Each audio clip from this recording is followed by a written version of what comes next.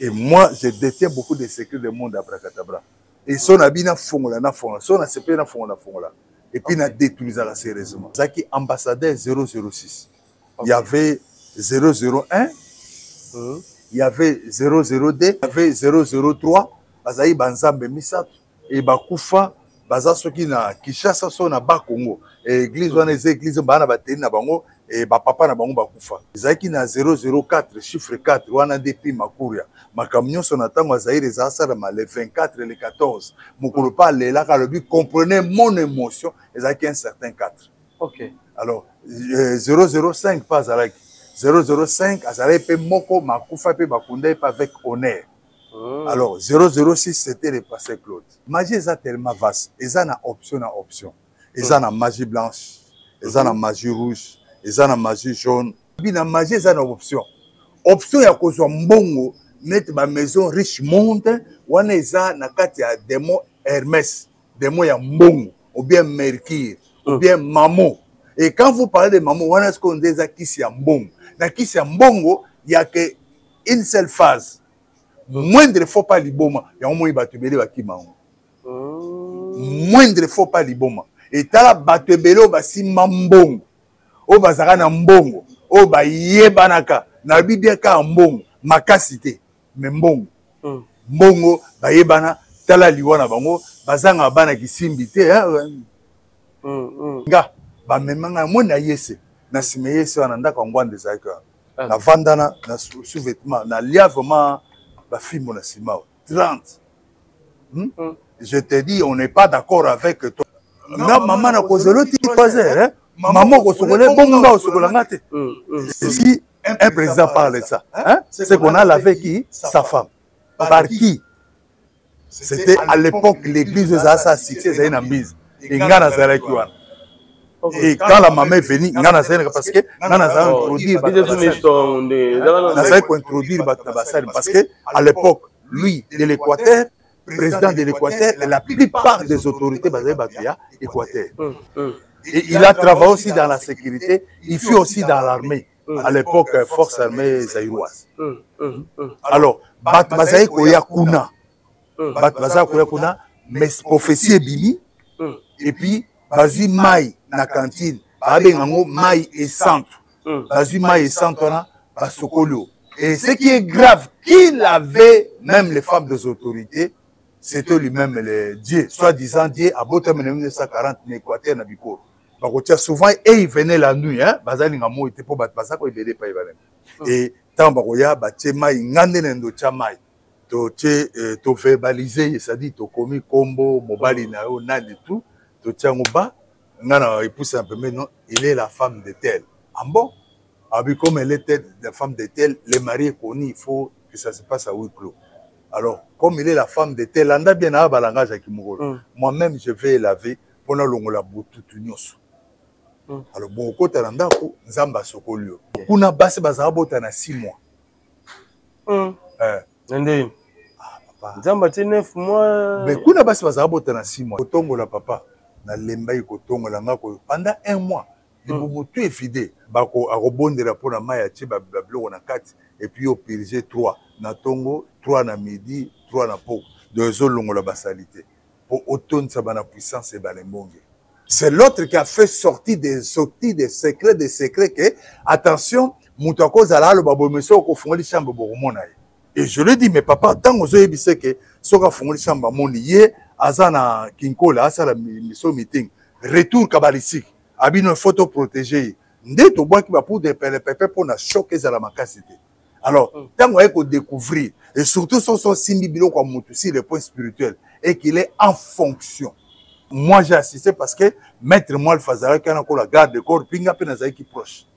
Tout ça va recherche, ndeni toko détruire batou, ndeni toko bébé sayo, ndeni toko bloquer peu puissance sayo. Photo côté le titre et ngana za na ba niveau côté de bino na moni po na yene te abo photo sale to sale bo. Alors mutu to zai ko bang un peu à l'époque wana. C'est les grands maîtres. Mutu les grands maîtres l'homme. Parce que yeso za ya kuna na le pont baza ko ta balongo ba sapato. À l'époque c'était des alors tant mon cause moi qui na Inde alors il na pe boy Il faut entre les deux, moi, à Longo. C'est comme ça, parce que Bako fait sa puissance à deux personnes. Il faut Moutoumoko. On a la même maison.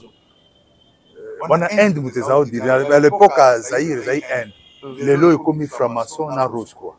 Langage à Moutonal, na elobé. Hein? Nga au sokolangate, bobele boisi, nangai. Bonga bo sokolangate. Sokaza na milu mabe, bonga bo longa milu mabe, tu. Oh, non, non, non, non, non. Maintenant, on dirait, moi, si tu 3 h du matin, oh, non, non, non. Et, Nanyanga ko moi ça moutona ti 3 h du matin. Il faut ça là. Gange. Mayona babenga ngo gange au batbenda sur la Inde. Des mayona batonyon surtout bazar que des ala nanya à l'époque il y a Zahir. Bazar que na mayo des places puissance Satan avant na mayo. ABC bon non. Pas parti chaka kindoki zaraboye. Liso kindoki zarakawa, monsieur zarakawa. Pas parti chaka kindoki zarana motema et puis na mutolo. Mais attention, le pasteur a avoué que non, bah mayona zaye ko sale les aba maya deuxième monde. Oui, eza maya bibembe. Ndenge bazakongo d'une façon kabbalistique. Quand on dit kabbalistique, on dit mystérieux. Bah prophète bazo travaille dans molimo ya Python. Oh, le Python c'est un esprit impur, il y a divination dans le monde abracadabra. Azana ba condition azopes. Alors ba condition on a, il faut que dans un cimetière, il faut zoa moni nyao. Soko fini nyao na misu. Azana mai bobo, mayona soko pakole yango. Ozi bouger rouge, ba no mona makamuneti ba prophète. Ba faux pasteur, ba faux prophète, ba faux docteur, baza sérieusement. Et objectif na bango ezaka kamoko na kat na Jean 10:10 dérober, égorger et détruire. Bana ya français shalom na zana esengo bingi ya koyebisa bino ete na kozana na bino lisusu na Paris à partir le 3 juillet pendant 10 jours pona ba délivrance ya bato oyo koleka en privé na koyamba moto moko na air na ye pe na ngonga na ye mokolo wana tokokota na profondeur ya problème na yo bato oyo bayaki liboso bana ya autiste babikaki bato oyo ba blocage babikaki bato oyo ba maladie babikaki bato ba sans papier papier, témoignage. Shalom le frère, moi je suis le jeune du Congo Brazzaville, je suis venu voir le pasteur Moïse, j'ai entendu parler de lui, j'ai pris rendez-vous pour une délivrance privée. Je suis venu en France parce que je suis malade, j'avais un problème avec la plante des pieds. Je ne sentais pas les pieds, j'avais froid aux pieds, j'avais des douleurs sur la plante des pieds. Quand je marche, je ne sens pas mes pieds, même quand je mets les chaussures, je ne sens vraiment pas le contact avec les pieds. Et j'ai demandé de voir les médecins m'ont laissé entendre que je souffre de ce qu'on appelle une neuropathie périphérique. Et les docteurs m'ont dit que les nerfs étaient morts, les nerfs des pieds étaient morts. C'est pourquoi je ne sentais pas les pieds. Et le pasteur Moïse a prié pour moi, qu'on appelle une délivrance privée. Maintenant, je sens la sensation sur mes pieds, je sens la chaleur sur mes pieds et j'en suis très satisfait. Merci beaucoup, pasteur. En tout cas, il y a une délivrance en privé. Nous avons une salle. Nous avons un Zambé vraiment où il y a Bible, où tout ça est là. Dès que papa a eu sa biso, si kanyo son asimachan Zambé le bosso. Ngana yaki délivrance, na yaki na ba marié de nuit, na yaki na ba masque vieillesse. Nous avons une salle ya longolinga ngo. Na yaki atana musala na ubenga na musala te. Mais lelo yo, bangoma na musala. Na kuboya me ba obonde langai. Ba obonde langai, fona keka musala. E abibale, na yaki na dekonanga kufa kipenza. Mais bana musala mukolango ba sambelaki. Lelo na ubaleki na ngai, azana bomo ya biki. Alamuki, Zambé sali lelo yo nazane sengo. Papa Moïse, musali ya Zambé ya solo. Ya solo penanga na moni. Pona ba oyo bazwaki makasi ya koyate bo benga po batia bino na liste ba délivrance ba pesa bino pe ba air na bino pe na ba ngonga na bino contacter mama Thérèse Matondo boya ebele mokolo wana bino pe bokobika bato ma baladi bakobika bato ba sans papier bakozwa bato oyo baza ba blocage bakobika dans zela bino nyonso tout na moto. J'envoie les feux sur ton oreille. J'ai ouvert ton oreille. J'ai ouvert ton oreille. Et maintenant, tu peux écouter.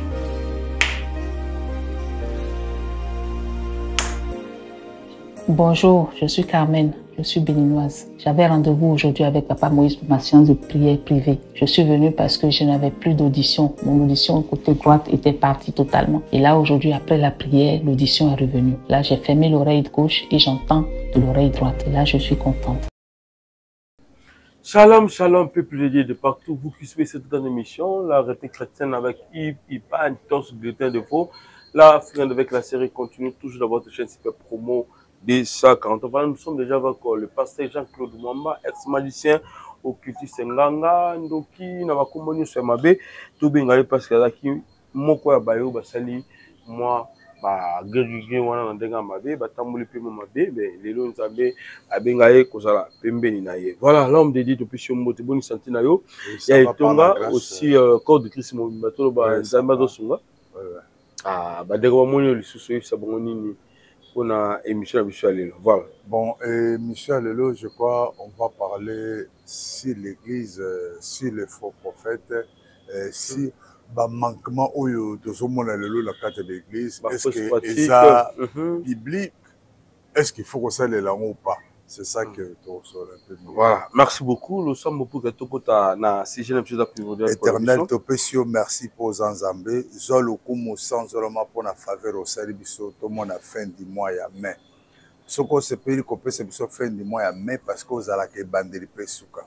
Tout ce qui nous sur les canaux, si vous allez pour le kumu no yao.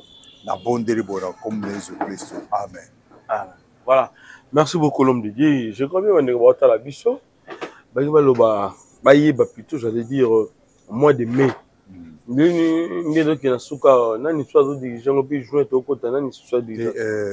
Moi, de mai, Moutazo dirigeant, Satan. Mais ils ont Satan à diriger moi, il y a mars, mai.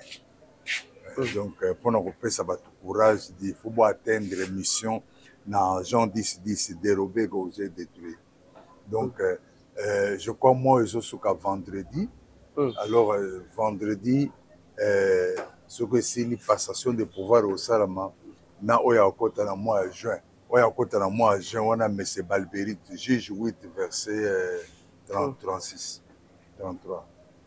Juge 8, verset 33. Moi aussi, là, tout le monde a le 31, on a samedi, vendredi, on a il faut remise et reprise. Pour oya okota na mois de juin, il faut remise et reprise.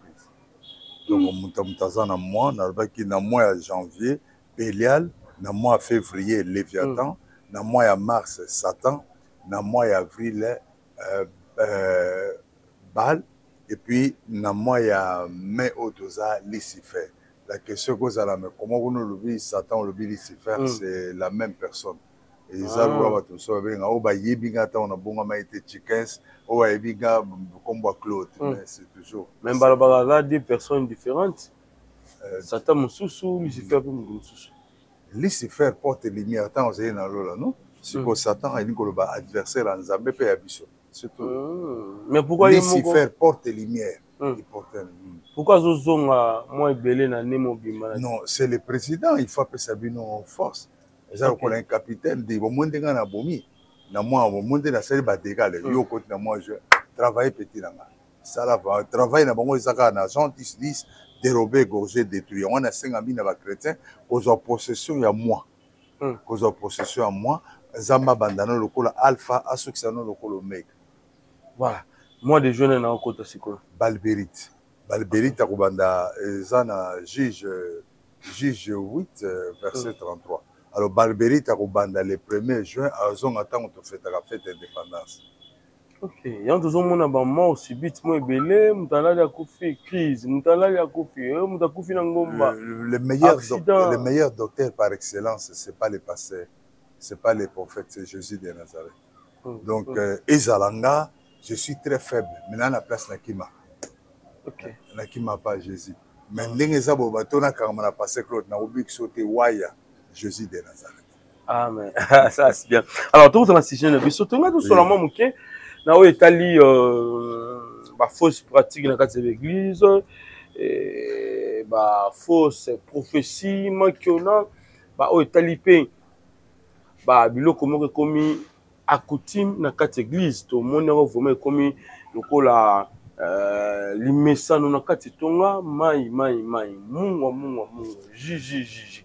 Tout à l'heure, na ma province moko ya biso awa etonga moko ba misaka bandeko ba bidon ba mai ya ba 20 litres ya ba 10 litres ya ba 15 litres ba ya dans l'église ya munene bato ba kota ko sambela mai eza passé pour bato si bo mai wone belé ba on peut ba sambela ngo ba il faut kaka boya na mai Alors, il paraît que le pasteur a avoué que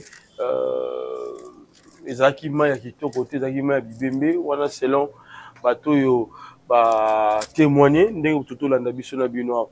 Éviter l'homme de Dieu makambo ya ba mai toloba ezana mabete ne tonga ba senga bino mai ba s'habituer na ko senga ka bino mai boya kanango ou ba sambela bino mabeza te. Merci nangana bandana na verset biblique. OK. Tozi Matthieu chapitre 7 verset 15. Matthieu chapitre 7 verset 15 à 20. Okay. Matthieu chapitre 7 verset 15 à 20 par le Bible. Gardez-vous des faux prophètes, ils viennent à vous en vêtements de brebis, mais au-dedans, ce sont des loups ravisseurs. Vous les connaîtrez à leurs fruits.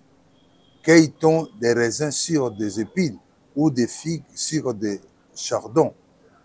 Tout bon arbre porte de bons fruits, mais le mauvais arbre porte de mauvais fruits. Un bon arbre ne peut porter de mauvais fruits ou un mauvais arbre ne peut porter de bons fruits. Tout arbre qui ne porte pas de bons fruits coupés et jetés au feu. C'est donc à leurs fruits. C'est donc à leurs fruits. Dans Matthieu 7, verset 20, c'est donc à leurs fruits que vous les reconnaîtrez. À leurs fruits. Ok. Ok, c'est ça. C'est ça. Alors, question ça. Puis, saute aux UP Matthieu 10. Matthieu 10, verset 16. Bible Boubouina, Matthieu 10, verset 16. Voici, je vous envoie comme des brebis au milieu des loups. Soyez donc prudents comme les serpents et simples comme une colombe. Okay. Donc, nous devons être très prudents. Dans la période où Bible nous tendons vers la fin. Pas la fin de l'année, mais vers la fin du monde. Okay. Parce que au New Bible, nous vivons ça. Et pas ce que nous vivons ça. Et beaucoup de gens se posent des questions, mais où nous allons? Nous allons où? Et qu'est-ce que moi je peux faire? C'est porter seulement la marque de Jésus-Christ. C'est ça la protection éternelle de Kwakozana. Alors, on a une question, tout le monde d'abord que Balobi na 4 na bango bazana bani na mabe. Et tant que na Matthieu 7, verset 15, gardez-vous des faux prophètes. Ils viennent à vous en vêtements de brebis, mais au-dedans, ce sont des loups ravisseurs. Au-dedans, na 4 na bango bazaba loups ravisseurs. Il y a la Bible, le cœur de l'homme est tortillé. Qui peut les connaître? Ce n'est pas la nerf, ce n'est pas les CIA, mais c'est Jésus de Nazareth. Lui-même. Ok. Voilà. Il y a une question, tout le monde est abonné. Oui. Est-ce qu'un vrai pasteur arrive au terre dans Zambé, na kisi, tout dans moi, grévisement na Séné? Bon, je sais que ma réponse, Batobele va aussi les gars, na lobby oui. Un pasteur à côté na kisi. Oh, nandé. Bible lobby que ivré na blé, il faut cola. Ivré na blé, il faut cola. Et Jésus a dit, botika ivré na blé et cola. Mais à un moment donné, vous voyez que oh ils a ivré au blé. Il y a un homme politique dans Mboka à un moment donné, batoa passer à Samuel Leki, batoa revendre pas 10 à 15 changements à la tête. Alors bi moneza lokola batoa mabandi, hein? Les bandits solo et banaga et ils a les bandits. Mais ce que ce que boti suki, c'est que ça les bandits. Ok. Donc, ivre na blé, il faut école. Excusez-moi, passer, vous êtes d'accord, mais ivre na blé, il faut école. C'est avec le temps que les gens discernent que non, au blé, ivre, mais c'est ça, Jésus parlant par parabole. Botika ivre na blé, école. Botika faux passer, na vrai passer à Zala. Et c'est pourquoi le gouvernement a tué le ministre de la Justice pour Nabiso, pour aider à ivre na blé. Et Batuazo souffrir ma casse quoi ils a ivré. Ivré, c'est-à-dire les enfants, il est passé mais enfant de Satan. Le bleu, où ils ont dépend de Jésus de Nazareth. C'est là où vous voyez donc ma prophétie, mon béto prophétie, Chinda baba roko, Dieu me parle. Donc tout ça pour nous impressionner. J'ai fait la pédagogie. La psychologie est une science qui étudie le comportement humain dans sa totalité. C'est-à-dire, même quand je prêche comme ça, j'applique aussi certains principes de la psychologie. Comment tirer, comment expliquer. Alors, tous en attendant oyo, faux pasteur, faux prophète, ba faux docteur baza sérieusement et objectif na bango ezaka kamoko na kat na Jean 10:10 dérober égorger et détruire yango no moni Matthieu 10 verset 16 lobby hein soyez simple comme une colombe et puis prudent comme le serpent to comme na moment il faut tous à la prudent banani baza na base ya ba bêtise mingi na monde de l'eau banani baza na base ya ba dégâts na justice na tribunal hein c'est nous les pasteurs. OK. Il y a un moni berger parce que faut ça na permis de culte parce que les bêtises nous allons parce que entre nous nous devons sanctionner il va mutunanga si on a sanctionné il va monanga mabe alors il faut que mutunga va sanctionner biso. Voilà. Mais comment Nzambe a kondima moto yo azali soi-disant mosali na ye mais ata mona ma gris et pas d'autre avant Nzambe liloba na Nzambe azo simba Bible et azo sala nyonso oyo chrétien ko sala mais aza ya Nzambe te éviter kozanga comment dirais-je kozanga espoir wana disons tout ba kozanga nini terme nini na utiliser awa ko utiliser awa donc motayi kozanga bolingo na Nzambe akesimba kisi pour que akomo travailler na ba grigi na kati tonga mais Nzambe patikié azala comme serviteur na ye. Vous savez notre Dieu c'est un Dieu miséricordieux. Moninga ngana suka pembe par rapport au je suis âgé. Okay. C'est-à-dire nga nazana niveau ba kizamina qui est un ami ba mutomba wanyo soto. Ça c'est ma génération. Mais j'étais dans la magie puis excusez-moi te dire mon papa avait beaucoup d'argent. Hein, à l'époque mon papa donc j'ai grandi dans l'opulence mais au souffrir na kimokolo. Hein? Donc j'ai grandi dans l'opulence mais au souffrir na kimokolo. Mais ce que je traverse, qu'est-ce que l'on me dit pas? Yo mutuzaï boye, tala boye, hein, oko taka nzelo papa vie parce que mon etinga c'est vrai. Si on a zone le pas Satan, 10 minutes c'est belé pour appeler ça parce que na bimisi ba secret neming. Na bimisi, ça dit je l'ai mis à nu au vie aussi de tout le monde. Alors mon etinga sur le bina kota na zo akisi na ko paf kamakasi mais le problème est que ya wana yanki wana président wana soko bimisi ba secret na ye yeba ke botikel benemi à vie. Vous savez un mokonzi mboka to monango oko finga ye oko na prison bimi on s'est retrouvé premier ministre hein? On a vu ça avec avant l'arrivée à président Félix Tshisekedi. Il y a eu un premier ministre azaï na prison mutedepes abimi a commis premier ministre. N'est-ce pas? Ça dit wana pa ya batu mais pas à Satan et Zabongote. Pas à Satan, quand vous parlez de mal de lui, on fera tout pour vous détruire. Je crois que question ne mais pas ça. Il y a des façons de témoigner. On a témoigner avec l'œuvre, mais pas avec mon cœur. Parce que j'ai témoigné avec mon cœur. Na bimisi, c'est ce qu'on appelle des vérités inédites. Ok. Vous savez, excusez tous à terre na mokili mutu akoza ane ministre hein balongoli mais ça na ba poste mususu soza nanya chef aner ata balongoli fo balandela batulokola bangwana hein dozo mona akita mais azo déranger ba il faut que badika lobani il y a des postes là. OK. Donc mutu hein na KGB PDG KGB a démissionné mais il faut balandela Poutine faut ba mais non abokeba. Parce qu'il détient beaucoup de secrets. Okay. Et moi, je détiens beaucoup de secrets du monde abracadabra. Et son habit na fongola na fongola, son accepté na fongola. Et puis na détruit ça sérieusement. Le lot batebele par contre bon pas avec précision, même s'il vient pas avec mon église, mais moi ça me fait la fierté. Ah pas ça to bondere ou to bondere. Voilà. Rappelez biso nanu, papa zaki na poste nini na univers yozaki na deuxième monde. Nani non, deuxième monde, tant Nazalaka, c'est dans les temps jadis, Nazaki ambassadeur 006. Okay. Il y avait 001, il y avait 00D, au Bazata la film à XOR, Nathan Waza XOR 00D. Il y avait 003, Bazaï Banzambe Misat, et Bakoufa, Bazasoki na Kishasa so na Bakongo, et église wana église bana bateni na bango, et Bapapa na bango Bakoufa. wana ezali 003 ezalaki na 004 chiffre 4 wana nde mpe makuria makambo nyonso na ntango azaire eza asalama le 24 le 14 mokolo mpe alelaka alobi comprenez mon émotion ezalaki un certain 4. Ok. Alors 005 mpe azalaki 005 azalaki mpe moko makufa mpe bakunda ye mpe avec honneur. Alors 006 c'était le passé Claude. Ok.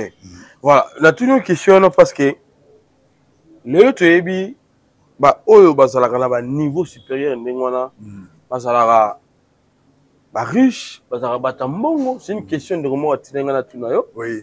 Et je crois bien que Patrick Mbou depuis Londres. Oui. Alors il y a eu bana magie, il y a eu makambe belé ndé pour mama vivre na Londres ba magie oyo ba mona belé. Mais mutu aleki l'occultisme aleki na magie azaka na mapangu azaka na moko belé ba niveau yokomaki. Est-ce que tu ba yopo zwaka bo mengo wana ekweya okabela ngo nzambe to otikala pamba boye babotola ngo botola. Non, il faut aïba. Je comprends quand il parle de magie de Londres na mwana lemba. Mais ceux qui sont riches, tout ça, il a eu même conflit avec Kofi, tout ça. Mais à un moment donné, on n'entend plus parler. Hein? On n'entend plus parler. Mon frère, merci de la question. Magie est tellement vaste. Ils ont une option à option. Ils ont la magie blanche, ils ont la magie rouge, ils ont la magie jaune. Alors, chaque section, ils ont ma réalité. Dans la pédagogie, ils ont la réalité. Moutou a la pédagogie. Au côté, il été na mathématiques, na moutou a maths physique. Parce que dans la pédagogie, tout ça, c'est que belle est égal à 4A moins ce qui nous. On a delta. Oui, tout ça, c'est que mais au bas, c'est le maths physique il part au-delà. Alors, la magie, ce n'est pas dit que ce qui, hein, aux grands maîtres, il faut aller à la monde. Nazo lukana expliquer le mot mena banga ke côté politique hein. Non vas-y mais utaka peut-être comment mutango te peut-être mais c'est X aza mukonzi muto asali ako mukonzi akomi intouchable mais kendo tala muto asali alokola ete qu'est-ce que vous allez dire? OK hein muto asala le dingo azali lokola le dingo te ateka ozo succès lokola le dingo te mais aza muto asala ye. Je vous parle en profondeur, mais vous avez la clarté. Hein? Okay. Alors, ceux qui disent qu'on n'est pas Moutouane, il faut foucam. Et Moutou, ça, mais n'est Joe, n'a pas gardé qu'on a foucam la petit. Ah oui, petit, cela veut dire, c'est le petit là qui fait que Yozala. C'est-à-dire, ton étoile à toi, et autres dépendent d'une étoile. Sauf que la vie est étouffée, toi, no yodaï. J'ai difficile un peu à expliquer. Ah, mais ce que le rappel moi bon, on a empêché moi raison mon cœur. Ça dépend de l'option. OK. Il y a on a le bien manger ça une option. Option ya ko so mbongo net ma maison riche monde wana eza na kati ya démon Hermès, démon ya mbongo ou bien Mercure ou bien Mamo. Et quand vous parlez de Mamo, wana ce qu'on dit ça kisi ya mbongo. Na kisi ya mbongo, il y a que une seule phase. Moindre faut pas liboma ya omoi batebele bakima moindre faut pas liboma et tala batebele basimba mbongo o bazaka na mbongo o bayebanaka na bibia ka mbongo makasite me mbongo mbongo bayebana tala liwana bango bazanga bana kisimbi te alors à quoi sert le mbongo et tala baliwana bango et tala kombo et puis la plupart sont bakufi. Nous les enfants, nous vendons. On les Arabes pas nanyo ya. OK. Est-ce que c'est facile pour kokota la magie? Oui, kokota la magie c'est très facile mais pour respecter tant au côté des places parce que kuna so côté babi makate. Ah bon? Alors pour la kokota, il faut pas flatter yo. Il faut pas flatter yo. So côté au découvrir occulte quand on dit occulte ça dit secret alors ça on se découvrir secret dans des moyens aux hommes sous-cima exact donc moyens aux hommes sous-cima exact mais yo bimandenge ni bande comme souba bimandenge ni est-ce que c'est facile pour na ko bima vraiment na monde dango nazana batu monsieur peut na abondela bazé na magie mais je vous dis que il faut que naïf sur vérité donc ne ba des ans on a ba comme ça ba délivrance il y a moto azana magie na kotanga comme na tangi comme on n'était pas respect hein mais ye mpe nzambe akosunga un jour akotémoigner mais ozala bitumba lelo babengi okobode elobi kuna batake elobi paralyse elobi boye mais malgré apesi bamikanda nyonso. Donc c'est un monde là kokota eza facile mais kobima kotikala kobima te parce que tant on signé contrat pacte du sang pacte à parole pacte à objet objet ça dit bapesi eloko boye pacte de parole baparole abracadabra eloba boye pacte du sang à partir ya makila na donc tu ne peux plus reculer tu restes là-bas tu vas mourir là-bas et mokolo oze kaka nalobi bien okoze onga na général onga na ministre baleki yo baoleko mpe na kale mpe moto akokange mpe aza te nyake bato ya misiso be na matanga moto mpe aleki ya wana ebisaka keba o non ye akoki kosambela epuis même kosambela yango so moto abongomi faut sambela mpe pa ya paster ya paster mpo sokaka boye soki te eloko mo esimba te so moneti nga nabongama depuis bane mais naza na bakomba ça fait dans les 30 ans nga na bando témoigner ntango mobutu cela veut dire naleka na baner naleka na bani na sécurité na kotanga nkombo te nga bakanga bakonseya lokola donc politicien nga na politicien te je n'aime d'abord demanati je n'aime pas la politique même si mon papa était de mémoire je n'aime pas ça mais ce que yo bimanga ndenge nini yo esi biso ezalaka pas si difficile sur le côté dans l'univers pour bima en tout cas ils ont ma cambre belé parce que ne comprend pas ici bisoké abi soko bimi mais ils ont les locaux mongo lembo foti kala kaka ke ozali ki moko ya ngambo kuna donc n'habite ko bima yo bimi pe belé bandi manga bino te ba mona bato ndie bazala ba okana monda ngo na bo ite okondi mate mais nga na bando témoigner aujourd'hui j'ai 62 ans hein na bandi ko témoigner j'ai dit bien attends on fait présent Mobutu cela veut dire nga ba memanga mona yese na sime yese wana ndaka ngwande zaika na vandana na sous-vêtement na lia vraiment ba film na sima 30 je te dis on n'est pas d'accord avec toi je parle comme mais si tu veux persister dans ta vie tu dois changer et si tu continues comme ça Claude on nous a parlé de toi et tu vas finir mal et c'est moi qui est là et je te parle. Non, mais moi, je n'ai pas cité le nom de papa là. Même si tu n'as pas cité, mais la façon dont tu parles, on comprend que tu parles de quoi? Hein, Claude? Si vous êtes quand vous c'est Dieu. C'est Dieu. Dans la place d'Akota, mon général, mes respects. N'attends comme on a ôté, mais Oyo Salaka, Naebisaka, ok, poste ne robeba. Mon général, n'attends pas comme on a ôté. Naebisaka, poste robeba. Au monde de place au Suki. Naebisaka, ôté. Tant on mène à côté fleuve, naïbisaka ote, mais respect, c'est tout. Voilà. Est-ce que Kobimano est une facile? Non. Tout n'est bandé comme ça, le baga. Tout initié reste initié. N'évitez sur le bien. Non, je comprends. J'étais professeur, nazo comprendre très bien. Nazo un niveau à l'école, nazo. Non. Le problème, qu'est-ce qu'il veut dire? Il bani balo baboy. Que moutonnion soit ça la magie. Ata bon moment. Quelque chose c'est à la carte naïe. OK. Bon. Tous en haut pour nous avoir question na balinga ba pasteur mais na beta bango question mo bango tenir. OK. Tant on a vu ça bango pour na Billy Graham. Ah Billy Graham habitala nga na zando. J'ai eu des problèmes même avec mes pères sur abondé pour nanga. Baba iso ça into kango prière. Na bobo kanga prière pour nanga. Je vous dis moi je viens de là, vous avez bobondé pour nanga mais vous avez bando quitter. C'est différent.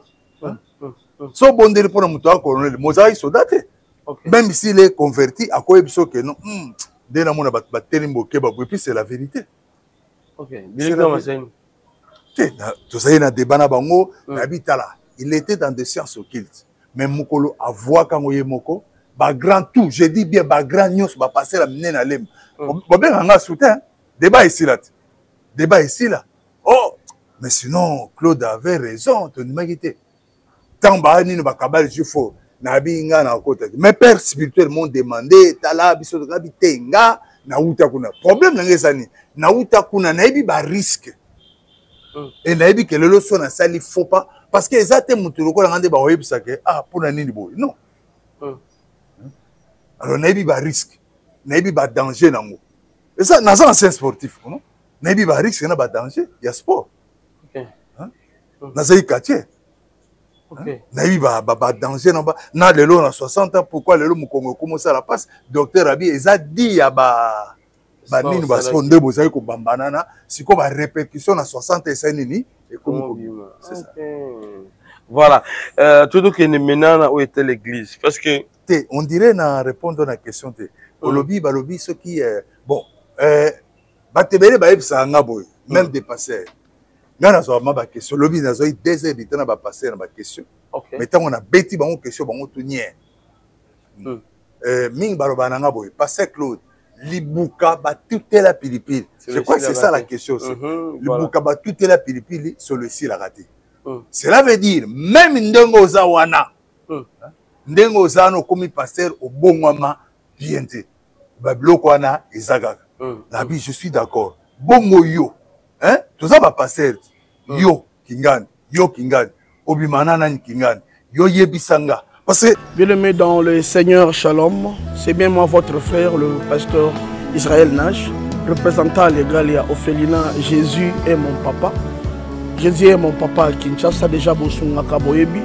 Tozana quartier Kauka, tokangamina université Kimbangiste, c'est Prince Bongo. Ça fait déjà une année. Toza sous na Ophelina Jésus est mon papa na Goma. Ko la pesa ki initiative to banana Goma. Ça fait déjà une année que nous Ophelina Jésus et mon papa na Goma. Nous avons plus ou moins 58 enfants na bilili. Et bazo benga biso les sous baba ki sabana. Tozo ebate to juste na ndaku ya 5 chambres. Tozo ebate ba ovanda wapi ba kolala ndenge nini tala bana kutu bazo vanda la mabele. Il y a vraiment beaucoup de difficultés na Goma précisément na est bisika bitumbizali. Par rapport à la situation ya mboka. Par rapport à certaines réalités aux passées dans Mboka, ndé nazo senga bandeko nyonso ba vrai patriote nyonso to sunga bana oyo bazo kufela ba para na moment ya guerre ezanga ndeko na yo pasteur Israël Nash naza juste 100 individus o nzamba pesi mosala ya kobokola bana et ce qui ngai un simple individu na j'ai capacité à kosunga bana combien plus fort l'état ndé na sengi na bato nyonso ya motema malamu bato nyonso balingi basunga ba ofele à Jésus mon papa Goma ba contacter biso na numéro bozomona numéro na biso za plus 243 89 72 32 229 tous la lisungi ya bato nyonso pona bana o baza na Goma précisément pe ba o baza na Kinshasa. Je suis un vrai patriote, tu es un vrai patriote. Tout ça la mboka na biso ata pona osonga pe koboko la ba ofele na kombo na Yesu na pesi bino motepe. Ciao, merci. Jésus est je le dis au tout haut nga moko na ko sente moko na bimina mwana mwasi na ko sepela balle kana TV ba suspendre nga et je vais accepter cette suspension. Est-ce que yo kondi mango yo grand yo tu vandi biso na biso ouais tu makuita ba pour mi baba lu papa ouais tu makuita ba vandi bien akolo bati na bi bon depuis nga na bongoma depuis 89 boye bisanga église na leka ti lelo to ça na tanga ya président Félix hein na sala dégâts mobo po nga na bengi sanga te ata un jour totala yo sali bote mukolo bako bengi sanga nde na kotala nde il faut na changer maté maintenant ne sala maté nan muta benga te talo santé ko jamais na mukolo bako bengi sanga nde mukolo na senga pardon. Ok, ça c'est bien. Alors, tu dis que tu as l'église, tu as toute la vidéo. Donc, les boukaba, tout est la pilipili, ici la râteau, ici la soloté. Les boukaba, tout est la pilipili, sauf que les sangs, ici la soloté. Alors, si on ne veut pas accepter que Moutako bon ministère à Paul, ce qu'on le banit pour Paul. Ok. Voilà, merci beaucoup, papa. Tu es dans le bon béton à la biso. Il est autrement la fausse fatigue, la fausse prophétie, ma grand bébé, à moi, ma bien sur le grand quartier de Tonga. Auparavant, tu es qui va pasteur rebellé, va prophète rebellé, dans Zambie à solo, mais il y a ma bébé comme il rebellé. Et tout le monde a même le fait, mon bout, tu es celui là comme moi. Yo linka ko sukola maman. C'était à l'époque où nous, ça n'avait pas faux dire. Alors, bah, on écoute le comment. Na maman na kozolo ti posé hein maman ko sokole bonga o sokola ngate si un président parle de ça hein c'est qu'on a lavé qui sa femme par qui c'était à l'époque l'église de Zasa Cité ça une mise et ngana zala ki wana et quand la maman est venue ngana zala parce que ngana zala introduire parce que à l'époque lui de l'Équateur président de l'Équateur, la plupart des autorités basées à l'Équateur. Et les soi-disant Zambé, ensemble, la taille moutou à Bikoro. Ok. Yébé moutou Équateur. Yébé moutou Équateur. Et il a travaillé aussi dans la sécurité, il fut aussi dans l'armée, à l'époque, force armée zaïroise. Alors, Bat Bazaï Koya Kuna, mais prophétie est bimi, et puis, Bazi Maï, na cantine, Babengango Maï et Centre, Bazi Maï et Centre, Basokolo. Et ce qui est grave, qu'il avait, même les femmes des autorités, c'était lui-même le Dieu, soi-disant Dieu, à Botem en 1940, en Équateur, na Bikoro. Alors, tant qu'on a bandi koya, biso toye ba proche na pour garde corps na ye. C'est qui maître Moalf. Si vous vous rappelez ba karatéka kala, maître Moalf na banane. Donc maître Moalf qui était garde corps ya Ebademong. OK. Moutamakasi. Et moi j'étais dans les sièges là. C'est-à-dire Moutakoya, moi c'est na botu tozana nini. Souvent, et il venait la nuit, hein, et tant parce que les papas aussi étaient cadres à l'époque, moi, français, bien sûr, général, vous dites quoi, papa? Il faut, vous avez moi, aisance, oui, qu'est-ce qu'il y a? Oui, oui, je cause avec notre père. Notre père a dit, asseyez-vous, papa, il vient bientôt, on va s'occuper. C'est un petit problème. Et toi, c'est qui? Moi, c'est elle. Ok. Voilà. Maman, bon, vous voyez, tu verbalisé, c'est-à-dire, tu commis combo, mobile, et tout, tu tiens au bas, il est la femme de tel. En bon? Ah, comme elle était la femme de tel, les mariés connus, il faut que ça se passe à huis clos. Alors, comme il est la femme de tel, moi-même, je vais laver pendant la boutou. Alors, bon, côté Nzamba Sokolio. Donc, ensuite, je ne sais pas. Ah. Alors, mais essentiel, notre Dieu à l'époque à Sokolio Mai. Et quand une femme se déshabille, quelle que soit la femme de qui, elle est née, bon, pas Sokolio. Alors, kuna basi bazabota na 6 mois. Nzamba 9 mois. Mais kuna basi bazabota na 6 mois. C'est pourquoi nakaya maratre nanga, c'est là où j'ai commencé le conflit avec Nzamba. Nakaya maratre nanga, abi maratre fort abota kunanga bokobota kunate. Même si papa excusez-moi, je m'impose. Oh mais non. Dieu a dit, vous avez même avec Dieu, yo botem en Mbushima en 1940, Zamba botem en Équateur en 1940. Vous avez un master, vous avez même âge. Je suis ni maman wana kinde kuna parce que non mais il faut y ba ce que chose succès ba Dieu balanda comme tazana succès. À l'époque, il y avait Batbazaki, excusez-moi pour le terme, un peu na top Coutino. Je dis bien à l'époque Azaï. Je crois que c'est parmi Bataliboso même à côté de sa chaîne, hein? Parmi Bataliboso. Alors, au Longoli Coutino, c'est Balebongue. Et Balebongue, c'est quoi? Ça y est, il y a Coutino. À l'époque, il y a pas maintenant. À part que Chama, il pratique monsieur Zagité, puis monsieur Zagité. Ah! Kotongo la papa.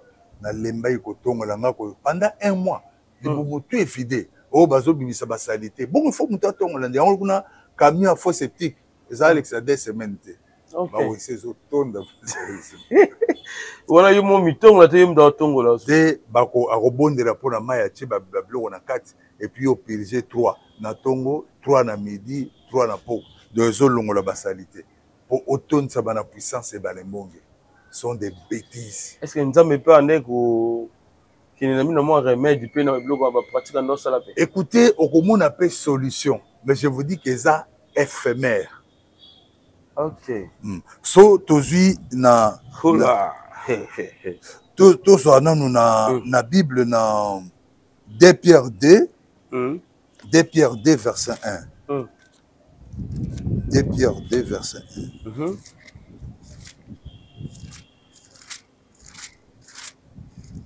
2 Pierre 2 verset 1 Bible on a 2 Pierre 2 verset 1 il y a parmi le peuple de faux prophètes il y aura de même parmi vous des faux docteurs qui introduiront sournoisement des sectes pernicieuses. Et quand on parle de sectes pernicieuses, ça dit des sectes dangereuses.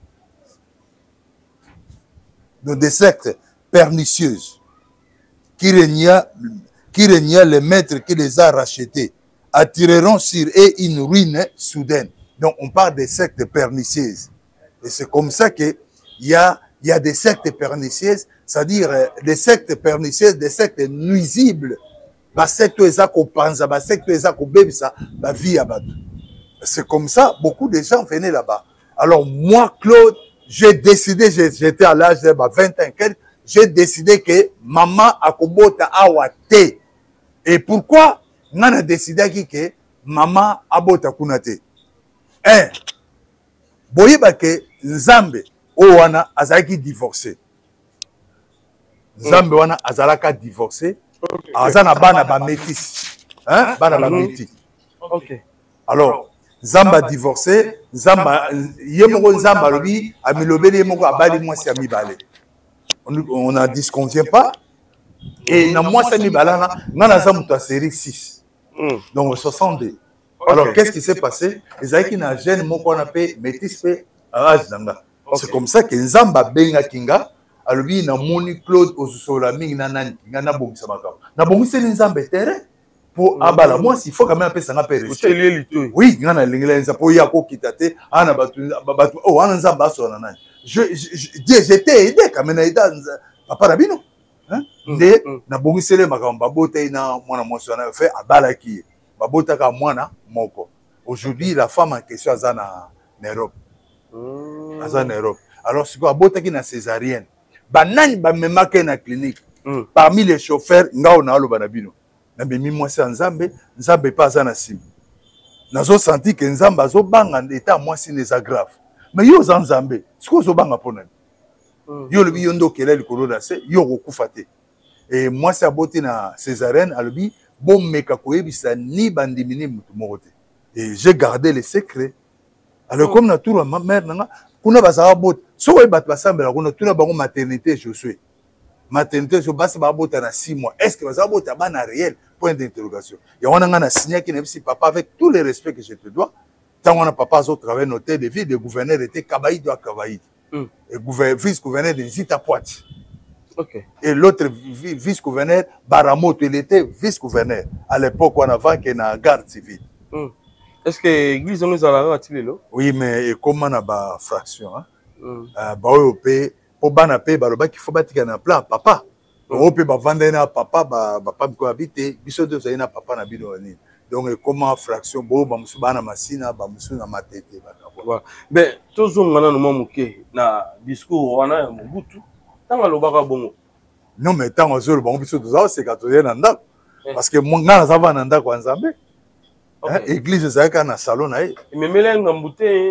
Oui, mais je te dis que c'est le début des conflits, des problèmes. Nana zale qui petit mon confia quoi, excusez-moi le terme. Parce que bamso le je trompe, mais bozo ba dossier à justice. Quand on a arrêté Balembonge bakangaka na un certain Mwamba. Et moi, je m'appelle Mwamba, non? Et Mwamba, c'est mon père. Hein? Okay. C'est mon père qu'on avait arrêté avec Ebanembonge.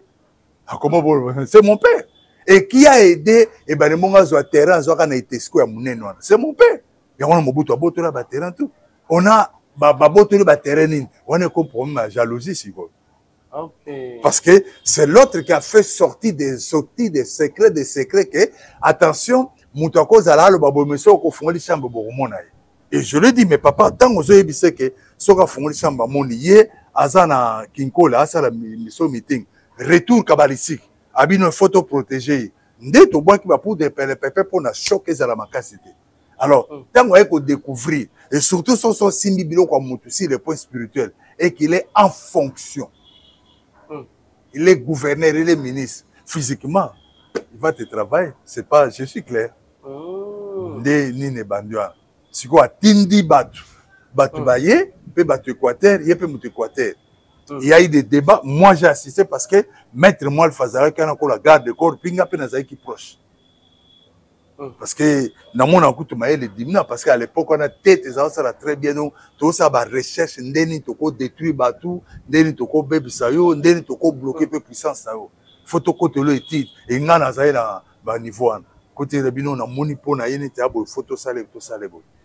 Alors mutu to zaï ko bang un peu à l'époque wana. c'est les grands maîtres. Les grands maîtres l'homme. Parce que yes au hasard, on a le pont bazar côté ballon le basapat. Le pont on a. Kuna so il faut le bazar babé en terre sainte. Mais terre sainte par rapport à quoi et par rapport à qui, on ne sait pas. Et tant où il y a yaka, il y a côté na bloqué. Na bio côté kuna nda côté. Ezaki avant 0 heure. Nde na moni bimimbang na kilo tabité tika na kota ko simbete. Alors na yaki pona oyo kama so habité. Oiza masolo ya ba guru. Guru c'est-à-dire maître spirituel. OK. Mais nazaka kirie nazaki na pembeni wana en tant qu'ambassadeur.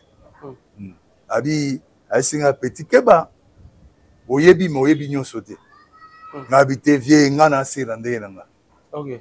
Abi si ba bon yebisa petit akeba. Naza n'importe qui te.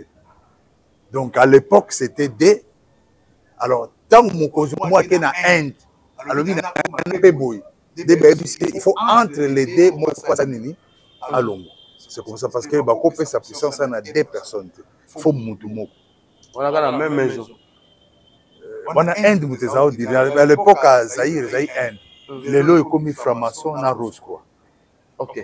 Mais toujours un moment qui na discours voilà. Comment un fait tout ba fait Mobutu na moment wana na discours ne akende ko loba makambo loba ki wana est-ce que bane ko banga e balemuna to ezali ko banga ti alingai kaka ko kebisa ba sena nzambe to vient moi fait wana. À l'époque il n'y avait pas des églises. Excusez-moi, même l'église de réveil n'était pas encore réveillée. Vous m'excuserez le terme. L'église de réveil n'était pas encore réveillée. Il y avait des missionnaires, Maïkari, Armée d'Issali, Pévalongo, tout ça. L'église de réveil n'avait pas encore pris l'ampleur. L'église de réveil que ampleur n'a Kabila fils, excusez-moi. À partir de 15 tant Kabila fils, des moutons qui ont là document et signé, mais à l'époque là, l'église de réveil.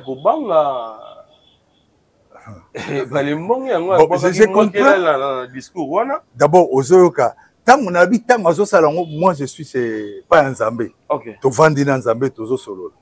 Et Zamba et Singa, je vois déjà que je suis en danger.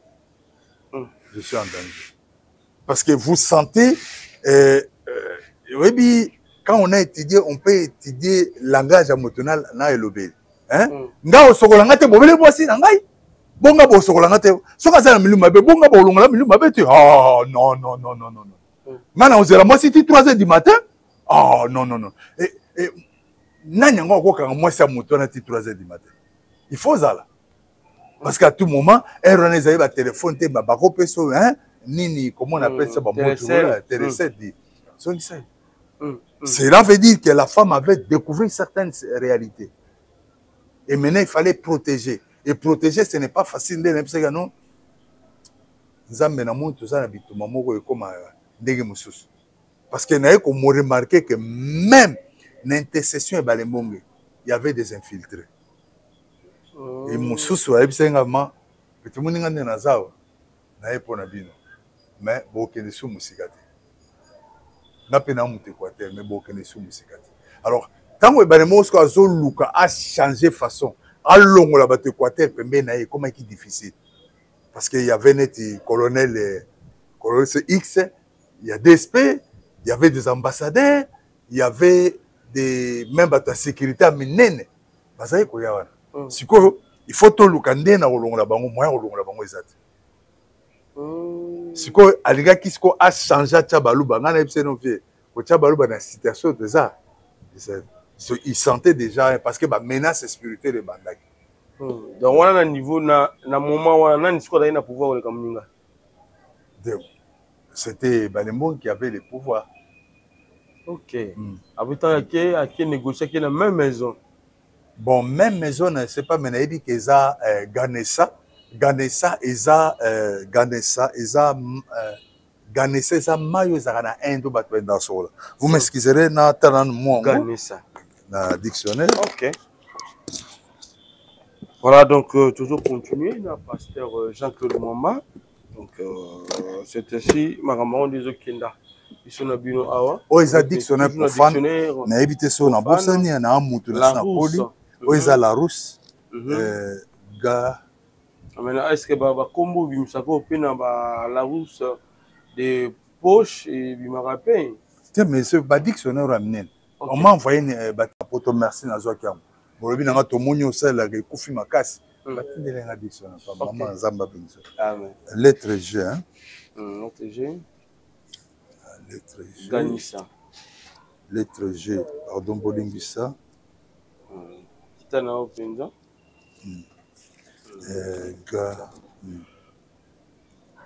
Ganissa, bien indien de lettres, représenté avec une tête d'éléphant. Maintenant, Gange, hein? Il est descendu d'Himalaya, arrosé Benares et Patna, et se jette dans le golfe de Bengale par un vaste delta couvert de rizières. Dans ce fleuve sacré se baignent les pèlerins. Donc, j'ai apporté correction pour ma professeur, il a trompé. Professeur, attends, on a corrigé maman, et ça, Gange. Mayona babinga ngo Gange au batwenda sur la Inde, mais le lot n'a évité. Des Mayona batunion surtout, bazar que des à la nagne à l'époque il y a Zaïre. Bazar que na Mayo des places puissance, Satan avant na Mayo. Ben Gange. Je suis Rolandi bien Gange, ça s'écrit G A N G E. Balobi bien awa par un vaste delta couvert de rizières. Dans ce fleuve sacré se baignaient les pèlerins. C'est ça. Ok. Donc, par là qu'on fait hier, il y a Yosenga à côté de la maison, qui à côté de la maison, bon, la maison, bon, à ma porte. Bon, net, déjà, il y a un conflit. Côté de ce qu'on a pour conflit, on a porte. Et puis, mon papa était directeur à l'hôtel de ville. Hein? Okay. Cela veut dire que tu le veuilles ou pas, on a un père. C'est qu'un père peut contacter. Okay. Nous voyons que Yosa proche à moi. Mon papa était proche de l'église au Basala qui passait Razal. D'abord, après Sinzambe Baterrain, à Foutiti Mongote. Baterrain, nous sommes Mobutu Abotola. On va appeler ça qui est Balembo. Sozo qui Nanzela, ya Nino. C'est le gros. Tinselete. Na Oleki, Nasima. Je l'ai abandonné. Oleki, pardon, vous m'excuserez, Oleki Nasima, Kanchach, Ozoken, Babenga Ngonin Kota. Kanchach. Oleki. Nous avons Kinkole. Té, non, attention, Kinkole les aboyés. Kinkole, té, bien peut-être, na Bossani, mais, ce Oleki Kanchach, ce que transport, même la victoire, na Kitambo, Ozoken de Kota, Babenga Ngonin, ça n'a comment on kimi. Ozone. Tu continues? DGC. Continuez. Kinsuka. Ah bon, on a Kinsuka. Alors, so ozo kende Kinsuka. Comme on a Kinsuka, ça n'a pas mon robot. Nanga mwana nyonso, mon papa avait donné ça à Balembonge. Il y a l'état botola. Et ça terrain moi mon nez n'était sur donc tout ce terrain mon papa avait donné ça à Balembonge. Et babotola. Confiti salake et Balembonge a tiré. Alors, Sikoyo le confier là. Vous savez, les hommes voient des choses autrement. Et les femmes, au Kosulanaï, loko nazo biso garder, les femmes sont compliquées. Nazo problème. Nazo problème. Na bondeli pour la mwasimoko ya kati ya mwasimoko. Hein? Na ebisi ebo non. Pa parti chaka kindoki zaraboye. Liso kindoki zarakawa, muso ezalakawa, pa parti chaka kindoki ezarana motema et puis na mutolo. Mais attention, quand vous embrassez avec ton mari, aussi bien na mutolote. Ce que si na mutolo comme bon de au nom de Jésus, mutoko sauter parce qu'ils ont la puissance kabbalistique. Yeso enda si na mutolo ndeni et créé na 2h du matin. Quand na passer bon papa, mobile nga bifona tanga kombo ya mutolo. Onana toloka otanga kombo ngande. Yo tunaki ngana explique ote naza na wese auto betanga na mikangi na wese ngana baka ayo. C'est pourquoi nga bablo musu na linga sote hein. Quand na linga kalisusu te ngana benga na mutu dokite ezala na famille ezala na église jamais natala nga batu na misu. pour éviter un peu de... Voilà. Les lois fausses pratiques dans le bétonga, délivrance à l'okuta, fausse prophétie même. Mais c'est biblique. Tout le monde en église, mais c'est biblique. Ndenge bande kwa témoigner, balobi amemela rabango ba mai, toujours sur ce genre pour que tout ça na. Faut même ba mai na kati tonga, pour ba sukola ndeko, pour que ba bondela ba mela kaka mai wana, ba tchaka na kati biloko na bango ya kolia.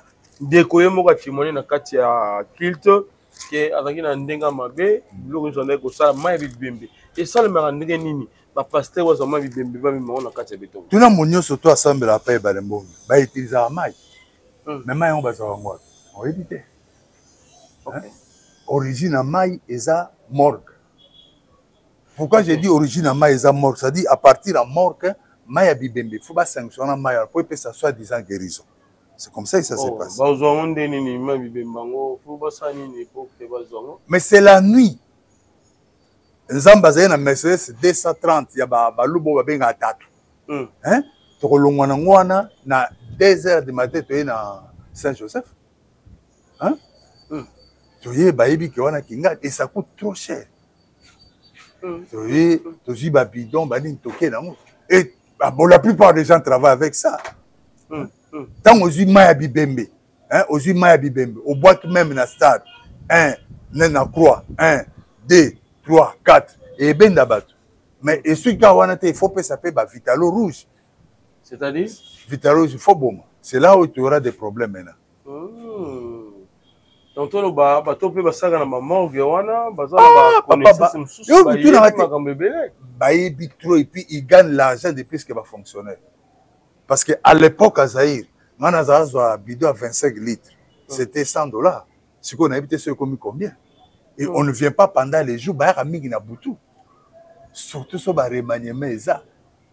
Surtout sur le remaniement. Il faut Bouyana Baboutou, place on a Bamitou, à hôtel de ma musique, pour Batbaï Batek Wana Kingan. À quoi la taper côté? À se déguiser pour Boy Batek Wana Kingan. Mais ce qu'on ceux qui chrétiens Kofi, parce que les bébés nous autres on a. Est-ce qu'on a pas cause on peut utiliser on peut créer des problèmes, tu peux et ça nga monter en passant aux autres chrétiens. Hein, le longa na bomba. Nga na zabe ça ba chrétien. Nga na bomba ba chrétien, na zaole ba pasteur, mais le longa na bomba mi. Hein? Ba pasteur ba zaoki mangati. Tout ça là. Zwaka exemple mo terre à terre. Au ça que mission. Mugo mususu ça les mission.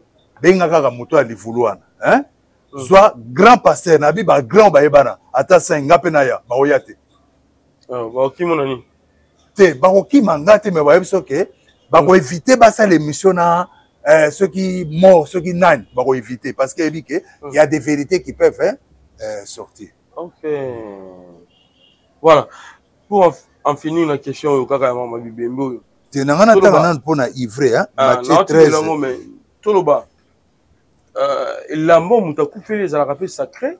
Oui. Oh, ils ont un décomoko. Oui. À matanga alors ya matanga moi na e. Ayeba ki manga moi mais famille à moi si bazo wole la bilamba oui atike libiso. O tengi ngam biso moto zwango ti papa yo ko bilamba wana. Et puis na bata mamango pe bilamba na pe c'est comme si ba sale la ngo toloba. Mais je vous dis que nazao ke na morgue. Nazaye koya même ya mama yem. Na koya toya na butu to kosala réunion na ba docteur en médecine to kota na bango réunion to sali réunion et ceux qui ko reprocher bango to reprocher ba rubi na deuxième bobo masu ba tu te fo bobo ma ba te belé c'est pourquoi même aux hôpital bondela cause on a confiance c'est parce que muto d'ailleurs la plupart de boto ba spécialistes sont dans des loges bana ba loge il faut tika na maboko nzambe. Voilà, il y a un verset biblique. Le verset, on a bossani sur ce que c'est. Donc, Matthieu 13, 25. Matthieu 13, 25, Bible, vous voyez. Il leur proposa une autre parabole et dit, Matthieu 13, 24, 25. Il leur proposa une autre parabole et dit, le royaume de cieux est semblable à un homme qui a semé une bonne semence dans son champ, mais pendant que les gens dormaient, son ennemi vint seulement de livrer parmi le bleu. Livrer parmi le bleu. Donc, livrer, c'est Satan. Livrer, c'est Bandoki.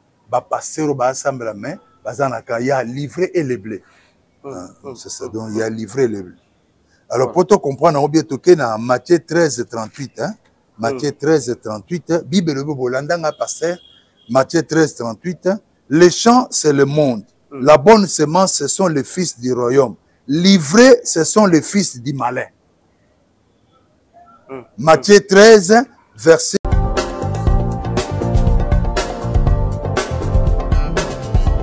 Pas question de vous tergiverser pendant vos longs et courts séjours à Kinshasa, la capitale congolaise. En famille, couple et singleton. Le meuble Emma met à votre disposition des appartements répondant aux normes internationales. Composés chacun d'un salon VIP, de chambres à coucher, salle à manger et salle de bain, ainsi que de cuisine, tout équipé.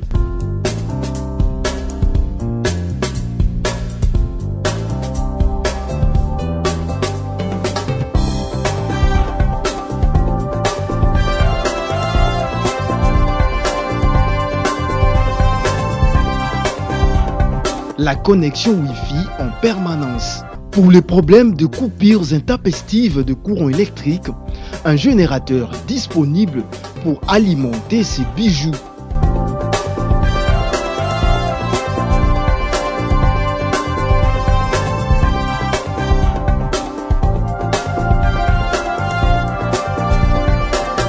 Notre adresse, avenue Balinga, numéro 9, Yolocide, commune de Kalamou.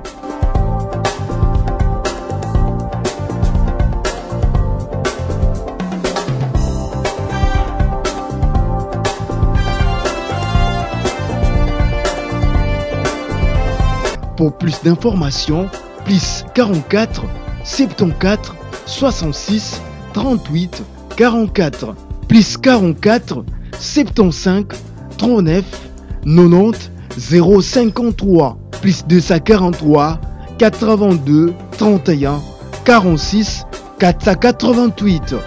Chez Emma, c'est les conforts. Verset 38. Ok. Matthieu 13, verset 38. Les champs, c'est le monde. La bonne semence, ce sont les fils du royaume. Livrés, ce sont les fils du malin. Okay. Nous avons des pasteurs désivrés, les fils du malin. Ok. C'est ça. Voilà l'homme de Dieu pour que tout ça. Il doit être juste pour 3 ou 4, 5 minutes comme ça, ou pour éclairer dans Nzambé, na etali ba fausse pratique de Salem na Katitonga, ba fausse prophétie ou tout le monde lelo na kati betonga belé et puis elemoni ni toyeba oyo azali ya Nzambé parce que tout le monde na l'église ba mission et combien ndenge na ndenge tout le monde ba fleurs ba drapeau tout le monde ba dessin ba façon nini toyeba ba tozi na acte des apôtres chapitre 19 verset 11 à 12 bazo banamso que Paul azali ko bikisa bato même na mouchoir ce quoi l'équipe et l'île pour les obix et tout le monde appelle Bible zoroba pour na ancien hein so mutazo bela ba benga ba ancien ba appliquer oui to boité c'est biblique mais moi maintenant je voulais dire aux chrétiens to appliquer le côté oui on peut le faire ce que ça recommandation ya Nzambe si une recommandation je suis d'accord mais ce que l'autre ça recommandation même recommandation comme habitude recommandation comme habitude. Alors, je voulais dire aux gens, oh, Asaleli mouchoir, oh, est-ce que vous n'avez pas vécu dans ces pays, vous étiez des Aérois, non? Aujourd'hui, les Congolais. Bon, vivant dans le pays, c'est la mouchoir. Les mouchoirs, oh, c'est la mouchoir de dingue, et que c'est là qui n'a ni. Vous n'avez pas appris que dingue, ça va passer, dans la vie. Tout cela est retour, mais comment vous passez? Je suis un ancien quartier. Parce que moi, Dieu m'avait parlé, selon l'année dingue, les dingues que le caillou Claude. Je lui ai parlé. Viens, Zababi, ah, petit. Babylon, on a bien, on a la pauvre. Na tout n'y est yozo ba pauvre. À part Ndakuna Matete, l'on ni yozanon. Et l'on ni yozanon. Et le vieux a refusé. Mais moi, Dieu m'avait dit que je l'ai dit. Et si cet homme était converti, mais le lot d'église et Belépé et Kangama, lelo pe nzambe azonga utiliser na niveau mususu. D'où nazoyebisa bato ba mai oyo baza ko utiliser oyo même na moni balaksinga elekeso na Kasai et le pasteur a avoué que non ba mai wana zaye ko saleleza ba mai ya deuxième monde. Oui, eza mai ya bibembe. Ndenge bazakango d'une façon kabbalistique. Quand on dit kabbalistique, on dit mystérieux. Tous en a nous acte 16. Acte 16, verset 16. Tous en a nous acte 16, verset 16, Bible le béni. Dans un acte 16, verset 16, Bible zobanabiso boye dans acte 16, verset 16. Acte 16, verset 16. Comme nous allions au lieu de la prière, une servante qui avait un esprit de python et qui, en devinant, procurait un grand profit à ses maîtres, vint au devant de nous. Acte 16, verset 16, Nakena 17. Et s'est mis à nous suivre, Paul et nous. Elle cria, ces hommes sont les serviteurs du Dieu très haut, et ils vous annoncent la voie du salut. Nazana, acte 16, verset 18. Elle fit cela pendant plusieurs jours. Paul, fatigué, se retourna et dit à l'esprit, je t'ordonne au nom de Jésus de sortir d'elle, et sortir à l'air même. Donc Paul a lobby na moi cela, oazena mulimo piton, et il y a un monde tozoben a le loba prophète. En fait, il n'y a pas vraiment de véritables prophètes dans RDC. Ce qu'il y a des prophètes, baleki na bango d'été. Ça c'est selon moi en tant qu'ancien doc.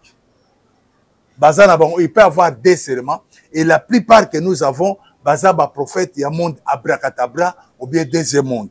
Parce que bazo banabiso na acte 16.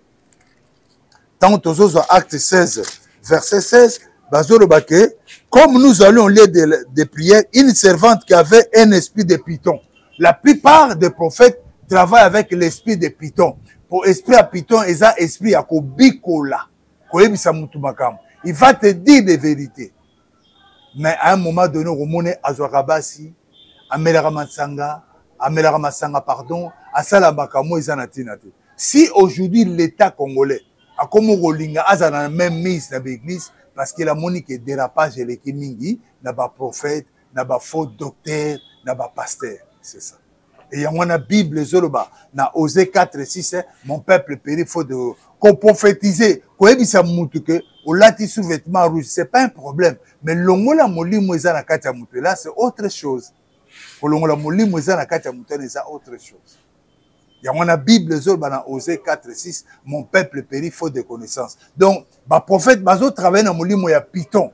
Oh, le python, c'est un esprit impur. Il y a divination dans le monde d'Abracadabra. Azana ba condition azopes. Alors ba condition il faut que dans un cimetière, il faut zoa moni nyao. Soko fini nyao na misu. Azana mai bobo. Mai ona soko pakole yango. Ozi bouger rouge, ba no mona makamuneti ba prophète. Alors à quoi sert tout ça? Il y a une Bible zoloba, mon peuple périt faute de connaissance. D'où je demande Bible zoloba dans Jean 4 verset 23. Les vrais adorateurs adoreront le Père en esprit et en vérité. Jean 4, verset 23. Et le plus grand prophète, c'était qui? C'était Jésus de Nazareth. Le plus grand prophète. Je sais que Tozi, Luc 24. Luc 24. Bolimbissa. Luc 24. Luc 24, oui. Luc 24. Toujours dans Luc 24, verset 19. Luc 24, verset 19, Bible le oui. Et lui répondirent, ce qui arrivait au sujet de Jésus de Nazareth, qui était un prophète puissant en œuvre, en parole, devant Dieu et devant tous les peuples. Le grand prophète, c'est Jésus de Nazareth. Nazongeli passer Luc 24 verset 19. Luc 24 verset 19, et lui répondit ce qui est arrivé au sujet de Jésus de Nazareth, qui était un prophète puissant, en œuvre, en parole, devant Dieu et devant tous les peuples. C'est Jésus de Nazareth. Le prophète qui dépasse tous les prophètes du monde. c'est celui-là. Il n'a pas si na vie. Alors, na point où il y a Maï, pasteur Abimisi vérité sur Maï. Alors dit que non, Maï on a Maï à cimetière. Oui, c'est vrai. La plupart de Maï, bazo bakisangona ba Maï à cimetière, ils ont fait sa guérison. Mais c'est une guérison éphémère. Quand je dis guérison éphémère, ils ont pour temps après malade ko sala nini et ko zonga. Tant tozo na Exode. Tozo na Exode 15. Exode 15, Exode 22, vous m'excuserez.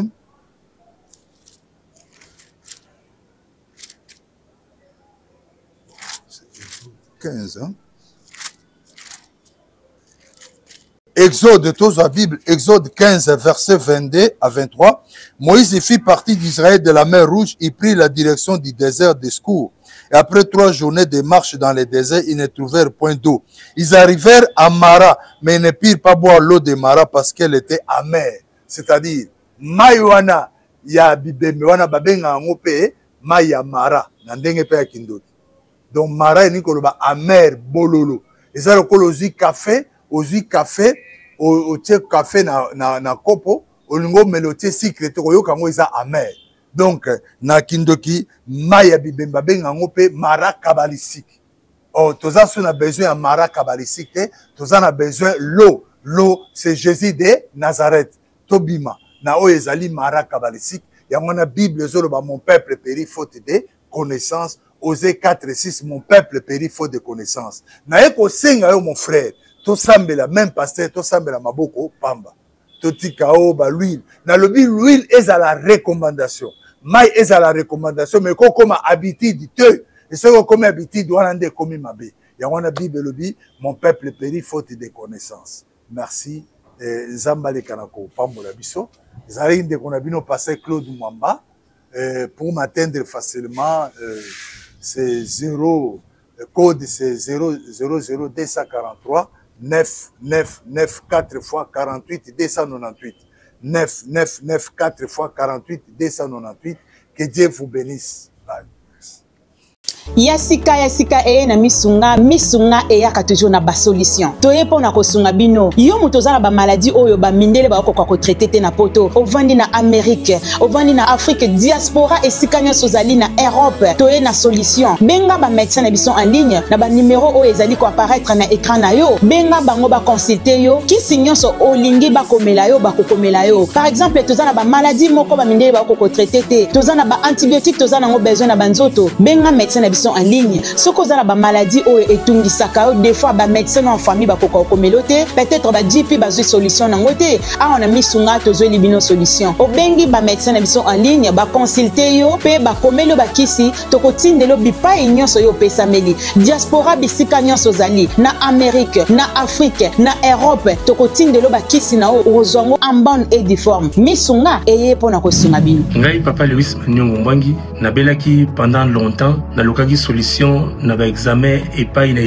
na ba centre médicaux mingi na ba centre hospitalier mingi solution ezalaki te ba bandeko pesa ba kisi wana e bandeko soko bakisa ngai pasi na nzoto pe ko vingisa ngai lisusu esalamaki que na yakoza contact moko en ligne et na tangaki titre na mozaki misunga docteur en ligne réellement zoki numéro na bengengo na zoki ba médecin wana ba consulter nga en ligne ba pesa nga ba directive ni na kolanda et puis tant après ba tilinga ba kisi wana na meli lelo ngai yo na telemi na komi ko tambola na komi ko solola o ba twa seka kinga ba o ya okufa mingi ba ko to akufi déjà to ko ngolela ye mais ba lela inga te nzamba sali à travers misunga docteur en ligne ngai yo na solola bino na ko pomba yo nga mokote et sekele na yeso pe bino yango ko bolo na pensela na ngai faire la maman dans un felonde na mitungisa maki na maladie dibu pasi na makolo pasi ba docteur en felonde ba sala kinga ba examen ba pesi ba kisi ba ne ko sima kaka te ti ne ko zwa numéro ya docteur en ligne na bengi bango expliquer bango kananga batali ndenge na expliquer ki bango ba sali bango ba diagnostic ti ba ko pesi ba kisi ba ko ba kisi